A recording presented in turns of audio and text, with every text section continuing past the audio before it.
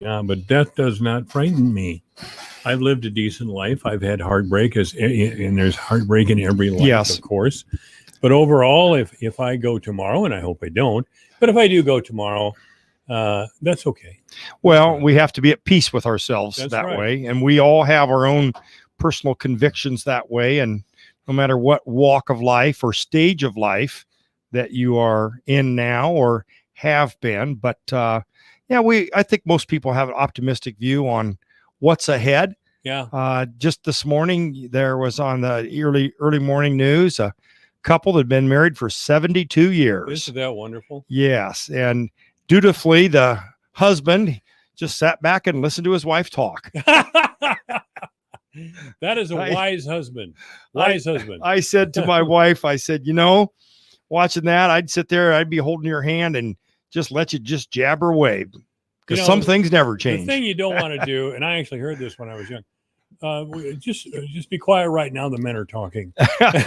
You don't want to hear it. You don't want to ever say that. Not in 2021. And I didn't think it was right way back then, but I was just a little kid. I know that was the kind of the attitude at the time. The men are talking. I can remember as a middle schooler and becoming aware of your surroundings with family events. Mm-hmm. That my grandfather had 4 brothers. They all lived within 2 miles of each other in Jackson Township of Washington County. And they married, actually 2 of them, my grandfather and one of his brothers, they married sisters on the same day. Was it a double wedding? It was a double wedding. Okay. And actually the wedding would have been October 25th. And the next day they started harvesting corn. And nowadays, October 25th, there's a lot of farm operations that are completely done. Yeah. And of course, harvesting corn back then would have been picking it by hand. We, after I'd asked my father-in-law's permission to marry Shirley, you remember Shirley? Yes. Shirley and I went together to talk with her folks, and we set a wedding date, which was September 20th. Okay. And Francis, you could see a look of consternation came over his face, and he said, "That's in harvest." Yeah, that's in harvest season. Yeah, but he said he thought he would be there. He thought he would. Yeah, I know it. There. But that's just how our minds work here. Well, and as we are in society today, there's more and more people removed from the farm, but a lot of people can still recall when their grandparents were the farmers. That's right. And they still hold that heritage true to their heart as something to be proud of. And that's some of the things going on in agriculture right now, where we have more of the tractor rides, those old tractors that have been refurbished. Quite honestly, there's a lot of clubs around. I know there is in this county. There's a lot of tractor clubs that men and women get together like that. A lot of FFA chapters around the state participate in those things. And if there was ever a time that any of the listening audience went to the Iowa State Fair, it sure is worth the time to go to the FFA exhibit area, which is right next to the cattlemen's quarters at the Iowa State Fair, and see all of the, in this case, what I'm talking about, the refurbished tractors mm-hmm. that FFA kids do. Sure. As projects. And so it gets them started on not just some things for life, but some careers interest also. Well, as you have, I've been to the state fair many, many times. I don't think still to this day I've seen everything. I always go to the little small engine exhibit, old time small up engines. The hill. Up the hill. That's exactly right. Heritage Hill. That's Heritage Hill. Yep. And I swing around there to the barns where they're running the livestock through. And I mean, they got chickens and turkeys and everything. I mean, that's when they're running it through. The barns are actually in a different part where, as you know, where they have all those things. When it's time, they move them across the fairgrounds to show them, actually. But it's a great event. And why wouldn't we be proud to be in a farming community? We are the sons and daughters of pioneers, people who came here and put a spade into the ground when it was nothing more than the grassland prairie, and the mosquitoes were terrible, and there was water everywhere, standing water everywhere. I mean, we tile for a reason still to this day. That's exactly right. But I've referred many times to my great-great-grandfather, John Devine, came here from Ireland and started farming in the Laverne, Livermore area in early 1850s. Interesting. And he probably, like your great grandparents, built a sod hut. Built a sod hut, and that was it. Not a lot of indoor plumbing or heating. And they were subsistence farmers, and eventually they became farmers for profit. And a lot of us have those in our backgrounds. And if you don't know about it, you probably should look it up, as we referenced just a few minutes ago, how fast time goes. Yeah. And whatever age a person may be, there's more opportunities now to look up those historical aspects of your family's genealogy that's going on. But hey, as you mentioned, the state fair, we'll have to, after we get off the air, we're going to have to pick a couple dates when you might be interested that we could host you as Webster County pork producers down at the Iowa State Fair. I'd jump at the chance. I know it. We got to look at the dates. I love being in that pork tent. Yeah. And actually the Iowa pork producers, we're going to continue to have the pork tent as it has been. We've been looking for the last 2 or 3 years at creating a new facility on the Iowa State Fairgrounds. The Iowa State Fair Board has worked with a lot of organizations in upgrading facilities, sometimes because of people flow, sometimes because of the aspects of food safety and cleanliness and things of that nature. But also a better way for us to tell our message of pork production to Iowa State fairgoers. So we're looking at making those changes next year, actually. Okay. But, we haven't talked for a few weeks that I've been busy and crop spraying. And last week I was at some pork producer meetings. Only about the second time I've been out of Webster County for pork producer meetings. But the World Pork Expo 3 weeks ago was a success. Not a lot of out-of-country visitors, and they didn't really want a lot of out-of-country visitors, mainly because of the COVID situations. But exhibitors were happy, and pork producers currently are making money with the even high corn and soybean prices. Pork demand has been very strong, so there's some profits in the pork production right now. Is most of that demand coming from China? Continues to be, yes. Okay. Yeah, we see that with the corn and soybean, wheat, sorghum sectors also, because right now for corn and soybeans, United States has reserves, and they continue to be willing buyers. Soybeans coming from South America right now are going into the Asian and Pacific Rim area like China. But corn, United States is about the main ball game in the world with our corn reserves. So what we talk about is the sales and then the shipments, what actually is shipped and then obviously paid for. Yeah, sure. So we continue to have some very favorable markets that way. At our pork meetings last week, the CEO of the U.S. Meat Export Federation, Dan Holmstrom, from actually Cherokee County, up in northwest Iowa, he was there and obviously throws out the accolades about pork producers and the pork meat and the variety meats that are being consumed around the world. So that continues to be favorable for us. Yeah. Greg Hoare is our guest, by the way. I should mention this portion of the program brought to you by the Webster County Pork Producers, which, are you still president, Greg? You can't give that title away. Yeah. So you're president or you're in charge of the grill, then you can set the schedule. I'm president. I'm in charge of the grill. Yeah. So have you done some cookouts? We have a lot that are going to be happening. Actually, we cleaned up the grill today. So the big grill that we've had for about 25 years or so, my guys and we cleaned it up this morning. And to answer your question, yes, the pork producer grill is going to be used 3 times this weekend. Oh, really? Yeah. Wow. So Friday, I'm involved with one out here at the Fort Dodge Country Club, the Sports Booster Club through Fort Dodge Senior High. Kevin Astor and all the coaches, a lot of the families that volunteer with the Booster Club, they have their annual fundraiser and golf outing.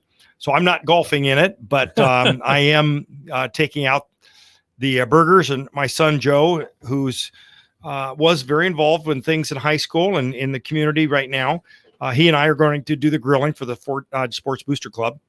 And then down at Dayton, Scott Kramer is doing a grilling on Saturday at Dayton. So if anybody's looking for something to do in the southern part of the county, I know Dayton has activities going on Saturday. And then on Sunday, the grill's being used again over at the Catholic Church. They have an event over there that my son Joe and some other men are going to be doing the grilling there. I was about to say Joe's a good kid, but we really can't call any of your kids anymore, can we? They have their own kids, yes. They have their own kids. Yeah. I got a big number. I got a big birthday coming up. I'm going to be 70. It's kind of working on me. You got the zero number. It's kind of working on me a little bit, Yeah. Oh, my God, you're 40-some years old. Yeah. Some kid that I knew when he was a kid, Yeah, you got the brightest 1/3 of your life left ahead of you. I think so. The weather determines my mood. Boy, was I a foul guy in February. I was just grumpy. But even through this heat, which has been pretty intense, I've been in a good mood every single day, day after day. Good. Yeah. Now, when we have ice and snow again, I'll probably sit around grumbling. But that's just. Well, as farmers, we deal with a lot of those emotions based on what our crops are looking like and what how we acclimate. And being a pig farmer, there's another layer of that. With temperatures of barns, size of pigs, and for instance, tomorrow I'm selling pigs pretty much throughout the entire day. Which, hey, as long as we have a nice breeze and we're in the shade inside of buildings and the trucks show up on time, we do what we get paid to do. Right. So we're looking forward to that. But hey, actually, only in 10 days from now is July 2nd. So that is the concert out here at Harlan Rogers Park. Right. Cheap Trick. And stuff. Are you guys your guys aren't going to be out there? Oh, yeah. We're going to grill out there. Now, what we do, though, in all fairness for Jim Reed and the Celebration Committee, is we put together a group of people for grilling, the food prep, and the money in only serving the pork. So we don't do the beer, we don't do chips or anything else like that. Okay. So yeah, we're taking our grills out there. We got 2 grills that we'll take out there. And I didn't know you guys. Yeah, we volunteer our time for it. Sure, of course. Like a lot of people do. I mean, there's people that will be volunteering, walking around at 1:00 in the morning, picking up cans, and those are all groups that great community effort. Oh, it really is, and I'm sure if you 2-3 days in advance, they're putting up the fences and the tents and the sound stage and all that, which is a great community event. And I just talked to Jim last night. I know he's been on some of the stations. I got to get him here. Yeah, he's been on some of the stations. Ticket sales are well over 7,000, and there's interest from, I think, just about every state in the country. So he's pretty proud of that. But yeah, it'll be one more of those things that we're looking forward to getting out. And I think that's why you hear the enthusiasm in my voice about the grilling, because we had 0 grillings last year. Yeah. We'll have our friend Jeff Stonenkopf there, who's also a pork producer. Yeah. And he I think he still has his porta potty business. Yeah. But yeah, we've got a number of other grillings with community-based activities. And this is the time of the year when county fairs are just starting back up around the state. And most of the county fairs in this part of the state, or your listening audience here, are from early July to the end of July. So there's a number of things there. And obviously what's showcased there is the youth, the 4-H and the FFA kids, the projects that they're involved with, the families that participate with kids in the 4-H and FFA clubs, and all the activities that are surrounding youth and agriculture and leadership and learning skills and trades of that nature. Maybe you can answer this question. There used to be a law that there could be no foreign ownership of farm ground in Iowa. As a matter of fact, there couldn't be corporate ownership like they have in California. Now, correct. I'm not talking about, it has to be a family entity if it's going to incorporate itself. Is that still a law in the state of Iowa?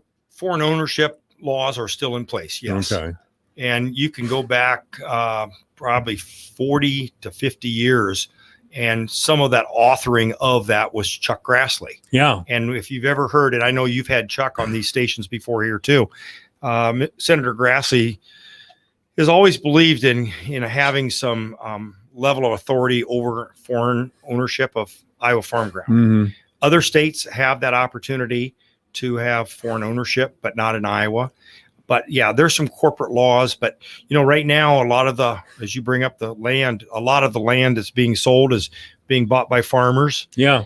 People that. That's what we wanted. Yep. That's exactly right.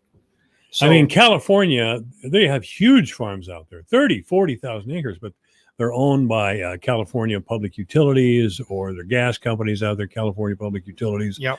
and in banks and all kinds of things. I mean, one of the bigger ones out there has a machine shop that employs 20 people. 20 people in the machine shop. Yes. Of course they have a different kind of farming. They have to have irrigation. You've been out to the Central Valley. It's beautiful. Yes. But those they don't have the water table that we do. It's interesting. I just saw in one of the chat rooms, an ag chat room that I'm involved with, watch, I should say, not involved with, but I watch.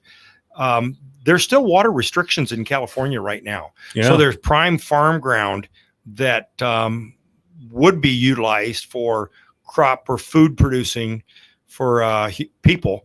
But because of water restrictions, they're letting the ground go fallow right now in some areas. So, oh, really? Yeah, it's a major concern. And we're just starting to hear more about that here in Iowa. At our meeting at pork producer meeting last week, Mike Nag, our Secretary of Agriculture, was there, spoke about some of the preliminary things dealing with water shortages and the phases here in Iowa, especially when you hear about the Des Moines area with 500,000 people receiving water through the Des Moines Water Works and all the suburbs down in the Des Moines area. So it's a real key issue. Our dredge ditches around here right now, even with a half-inch of rain or so, that's not going to put any more water through the flow. So, it's a concern that we are going to have to continue to have normal to above normal rainfall for the next 8 weeks to get our crops made. Yeah. And our crops have slowed down a little bit here with the heat. I bet they have. Yeah.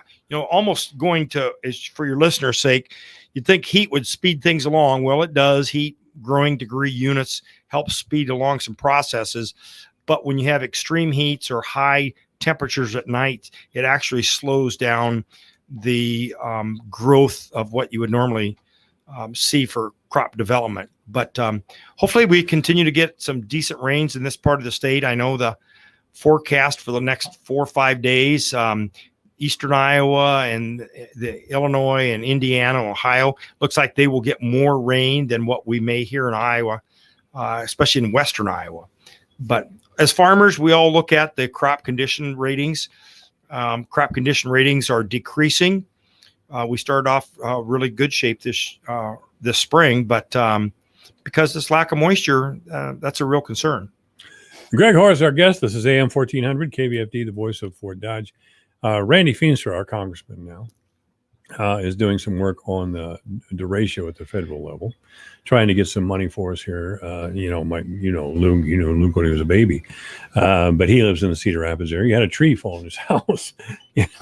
I don't, and I need to get Randy on the air to talk about the extent of the relief that he's trying to get and the where we're at in that process.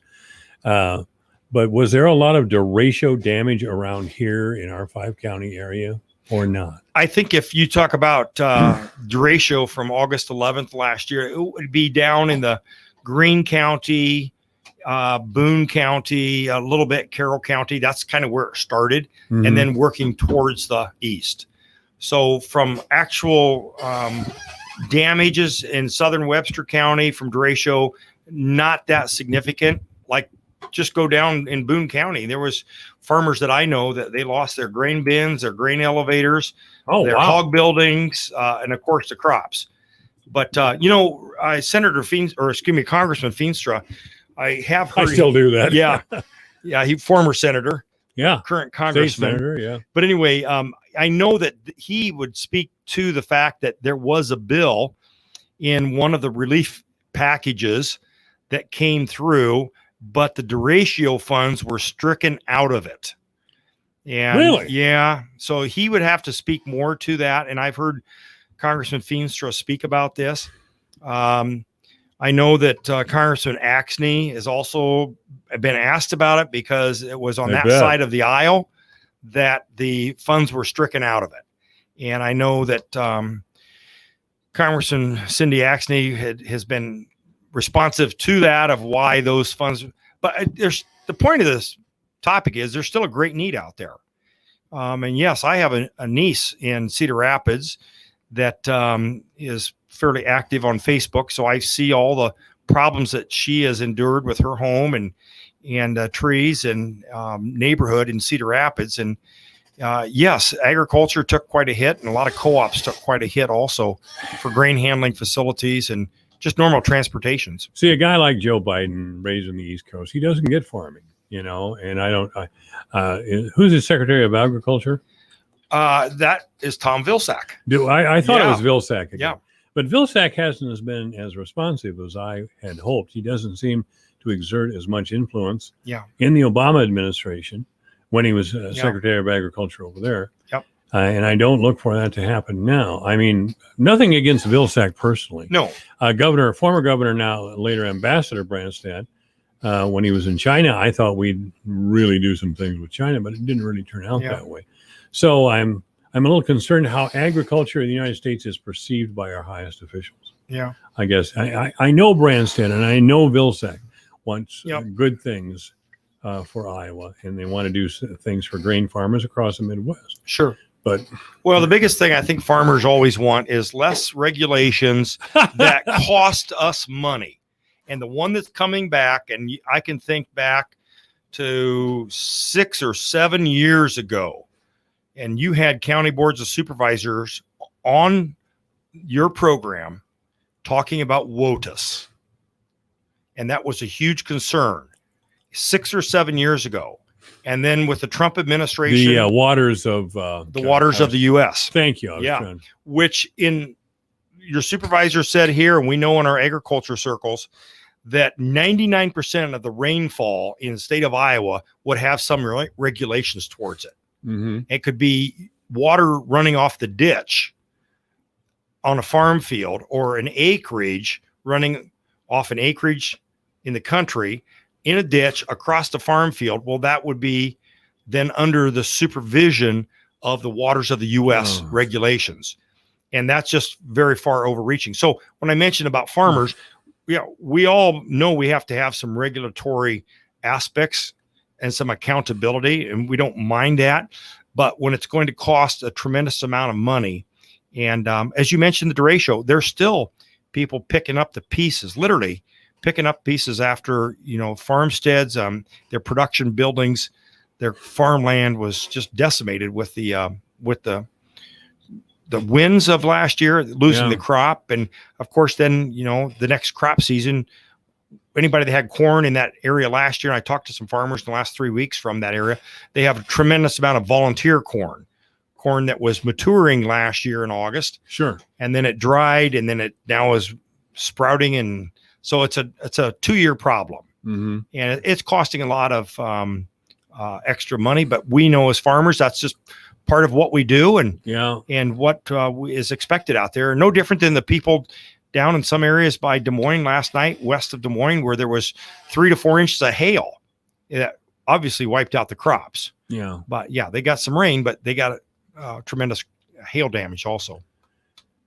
So, we just lived the best that we can and provide the best that we can and deal with those problems that come about.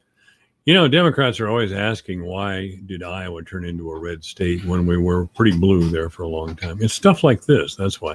It may not be the state of Iowa Democrats that want these things. Maybe the state of Iowa Democrats want the same things as farmers do. I don't know. But the National Party hurts them out here, where we need we don't need WOTUS. I'll tell you that. No. We don't need that sort of thing. And we will be dealing with it. Yeah. Our agriculture policy groups, doesn't matter which commodity you are or Farm Bureau organization, we know we're going to be dealing with that. The undersecretaries with from DC have been out to Iowa to talk about not only the waters of the U.S., but also other things dealing with ethanol and the blended fuels also. All right. I'm Michael Devine. We're broadcasting live from the Blue Ribbon Pelham Water Studio in this portion of this program, brought to you by the Webster County Pork Producers. We'll be back with Greg Hoare in just a minute. This is AM 1400 KVFT. As you might have already heard, Poet is hiring, and that means new opportunities await. Over the past 30 years, Poet